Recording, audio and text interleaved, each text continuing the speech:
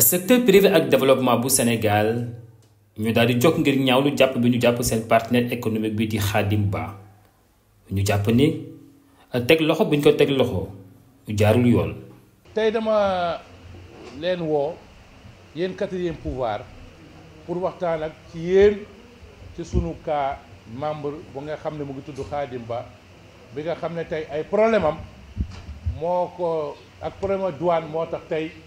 ñu jàpp ko ma nga ca prison Rebeuss te mu ngi fay bëgg a yàgg parce que 1 an bii mu ngi koy bëgg a boucler foofu te problème yi yëpp ay tuuma ñu teg ci kawam la te tuuma yi ñu teg ci kawam yëpp préparé nañ leen benn mémorandum ngeen xool ko ngeen xam ne ni lii ñu koy teg tuuma yëpp mën na teggi tuuma yëpp ci taxawaay ci teew mi teew Khadim Ba nit ku ñu ndam ku ñu sagoo la Khadim Ba nit ku ñu tiitaroo la ci secteur bi nekk muy secteur économique secteur acteur économique bii ñu ne économie sénégalaise Khadim Ba daanaan la fi ku ñu tiitaroo la Khadim Ba comme ni ma leen ko waxee léegi palaasam du kaso palaasam du prison Rebeuss Khadim Ba li ñuy ñaan autorité yi def na wala deful puisque ay contestation bañ na li koy teg ci tuuma nañu teggi tuuma yooyu continuer seeni enquête tëj nit kaso surtout nit boo xam dafa amoon njëriñ économie sénégalaise loolu dafa amul sens loolu ci benn réew rek lañ koy gis ci àdduna fi mu nekk nii muy Russie kese amul beneen dëkk buñ koy gis jël na wala jëlul def na wala deful dañoo am administration douane boo xam ne tey ñoom seen code bi dafa doon code bu métti bu ñu amee yow coow dañu dem tribunal dénk le juge d'instruction pare nañ te ña nga toog continuer seen liggéey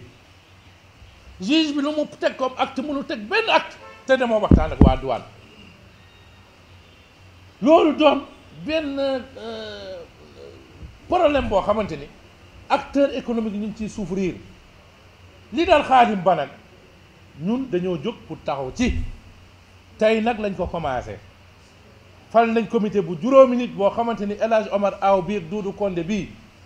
ak Omar Djibi Mbaye bi ak Ababacar Lay Diémé nañ entrer en contact avec les autorités te autorité bi ci njëkk a sollicité mu liñal ci dossier Khadim Ba bi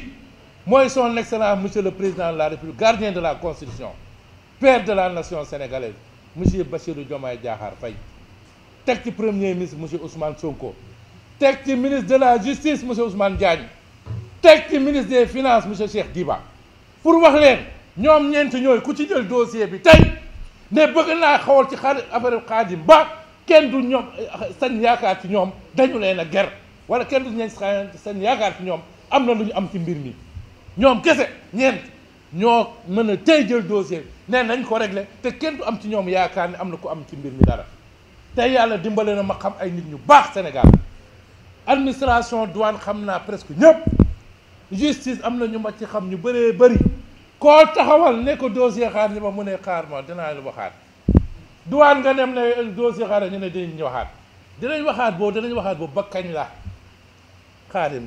administration de société la bu ñu amal njëriñ économie sénégalaise Khadim ay doomam namm nañ ko Khadim jabaram namm na ko Khadim ay partenaire am yi muy defar business namm nañ ko tey yaawoo finance moo ciy wax américain ñoo ciy wax banque mondiale nee na comprendrewul FMI nee na comprendrewul parce que genre yii nii jël nit yóbbu ko kaso Russie rek lañ koy gis ci monde Russie rek lañ koy gis gisuñu ko feneen ci monde bi Amérique sax lu mu garaaw luñ la tuumaal am na juge des libertés tey parquet financier bii judiciaire financier bii ñu sos Sénégal dafa doon parquet boo xam ne dafa am yoo xam ne ni def nañ ko créé nañ ko ba dafa am ay manquements yoo xam ne dañ ko war a régler le juge des libertés waroon na ànd ñu fal parquet financier bi ñuy créé parquet financier le juge des libertés waroon nañ ko falaale parquet financier tey ci 14 régions Sénégal yëpp détournement boo mën a def wala lu ñu la mën a tuumaal ba pay 50 millions yaa xam foo ne dañ lay indi ba Dakar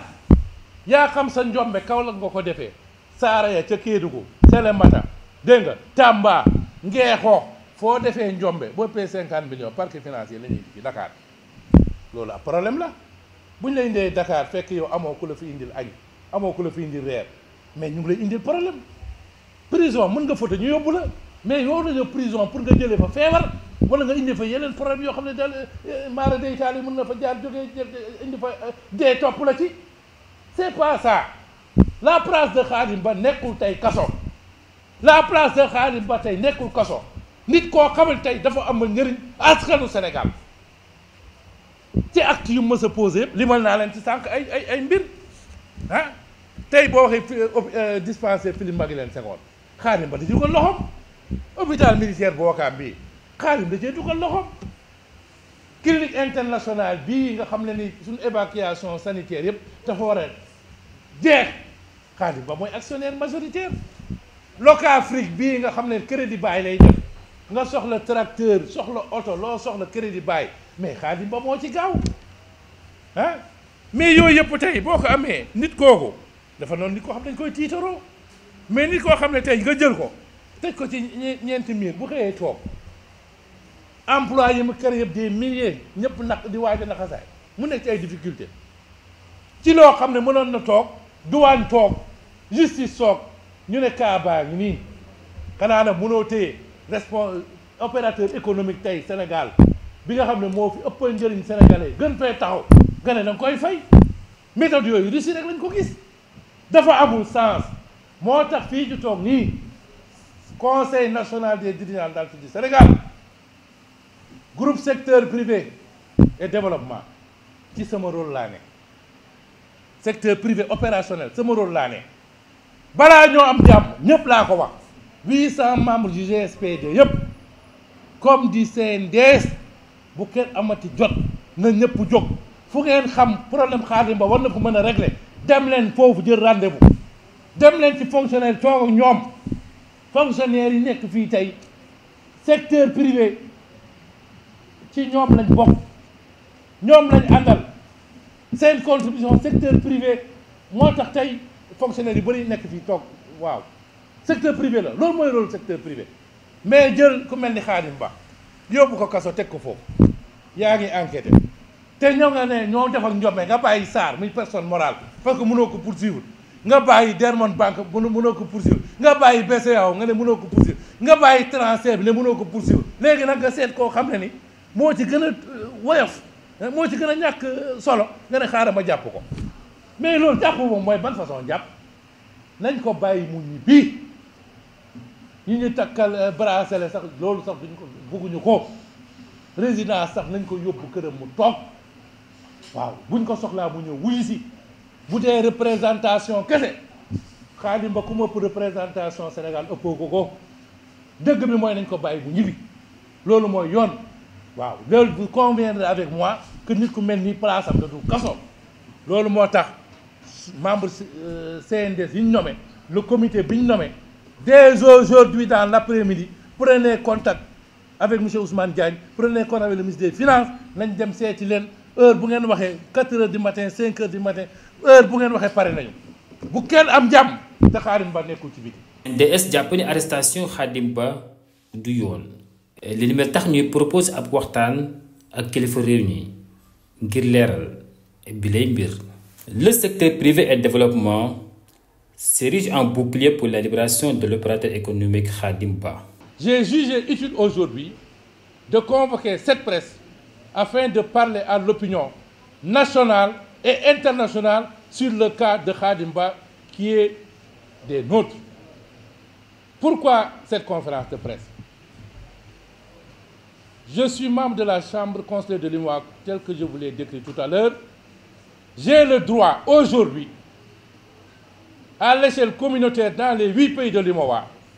de secourir, de venir en aide, d'assister tout acteur économique qui se trouve dans les liens de la prévention. Donc tout acteur économique qui se trouve dans des difficultés. C'est pourquoi j'ai convoqué cette presse aujourd'hui pour vous parler du cas Khadim Ba. Khadim Ba ne mérite pas aujourd'hui la prison. Ce qui se passe pour le cas Khadim Ba, aujourd'hui on ne le voit qu'en Russie, pas dans aucun pays en Afrique. On ne voit pas un acteur économique de premier plan, un acteur économique opérationnel, croupir en prison sur des faits qu'on ne peut pas lui reprocher, sur des faits que la douane sénégalaise ne peut pas le mettre en prison. Il faudrait qu'on soit très clair sur ce cas, Khadim Ba. Aujourd'hui, ça nous fait mal parce que tous les responsables, tous les hauts fonctionnaires qui travaillent directement sur ce dossier, j'en connais quelques-uns, je les ai tous interpellés autant qu'ils sont, au niveau de la justice, au niveau de la douane, au niveau de toute l'administration sénégalaise. J'ai eu à les interpeller un à un depuis un bon bout de temps. Mais à chaque fois que j'interpelle un haut fonctionnaire qui agit sur ce dossier, il me dit on va en reparler. Au niveau de la justice, les magistrats que je vois, on me dit on va en reparler. Au niveau de la douane, on me dit on va en reparler. Parce qu'à un moment donné, j'ai été vice-président quand même du comité de douane entreprise. Donc je connais beaucoup de douaniers qui travaillent sur ce dossier. À chaque fois qu'on lève le petit doigt pour intervenir sur ce dossier, Khadim Ba, on est suspecté. Cause pour laquelle Khadim Ba croupit encore en prison. Personne n'ose aujourd'hui intervenir sur ce dossier. Le Conseil des dirigeants d'entreprises du Sénégal interpelle le chef de l'État, son Premier ministre et celui qui est en charge des finances. Je m'adresse directement à son Excellence, Monsieur le Président de la République, gardien de la Constitution. Je m'adresse à son Premier ministre, Monsieur Ousmane Sonko. Je m'adresse au ministre de la Justice, Monsieur Ousmane Diagne. Je m'adresse au ministre des Finances, Monsieur Cheikh Diba. J'interpelle ces 4 personnalités. Au moins, ces 4 personnes, s'ils se levaient aujourd'hui pour intervenir et parler sur ce dossier, ils bénéficieront quand même de préjugés favorables. Parce que personne ne va s'imaginer, personne n'oserait imaginer que ce sont des gars qui pourront faire l'objet quand même de pression pour intervenir sur ce dossier. Cause pour laquelle je les interpelle directement, pour leur dire qu'un acteur économique opérationnel de premier plan, de premier ordre, à l'échelle communautaire, à l'échelle mondiale, intercontinentale, parce qu'aujourd'hui, tous les journaux en ont parlé. Yahoo Finance vient d'en parler tout de suite. Fox News vient d'en parler. Le FMI, la Banque mondiale, personne ne comprend le pourquoi M. Khadim Ba croupit encore en prison. C'est inadmissible. Ça, on le voit qu'en Russie. Khadim Ba, aujourd'hui, croupit en prison pour des choses qu'on pouvait régler en urgence manifeste. Ça va bientôt faire 1 an qu'il est en prison. Et ce n'est pas normal. Ce n'est pas normal. Même la Deuxième Guerre mondiale, les gens ont trouvé les moyens de négocier autour d'une table pour signer la fin de cette guerre. C'est pourquoi, compte tenu de ce qu'il représente, sur l'échiquier économique, à l'échelle nationale, à l'échelle communautaire, à l'échelle internationale, je dis que la place de Khadim Ba, c'est d'aller chez lui, de rentrer chez lui. Il y a plusieurs manières quand même de détenir quelqu'un. Il peut être en résidence surveillée. La justice peut trouver d'autres moyens de le libérer en attendant que les enquêtes se terminent, que les enquêtes se fassent. Parce qu'aujourd'hui, il y a des contestations sérieuses par rapport à ce qui lui est reproché, avec argument à l'appui. C'est pourquoi nous sollicitons sa libération dans les meilleurs délais. On ne fait pas de pression sur qui que ce soit, mais il est dans son droit qu'on le libère, qu'on continue l'enquête. Je m'en vais vous lire quelques-unes des réalisations de M. Khadim Ba, qui n'est pas un n'importe qui sur l'échiquier économique. La réfection de l'hôpital Philippe Maguilène Senghor, mais c'est M. Khadim Ba. La réfection de l'hôpital militaire de Ouakam, mais M. Khadim Ba. Le CNDS estime que l'arrestation de leur partenaire est arbitraire. Ainsi, il propose une rencontre avec les autorités afin d'élucider cette affaire qu'il juge inadmissible dans un état de droit.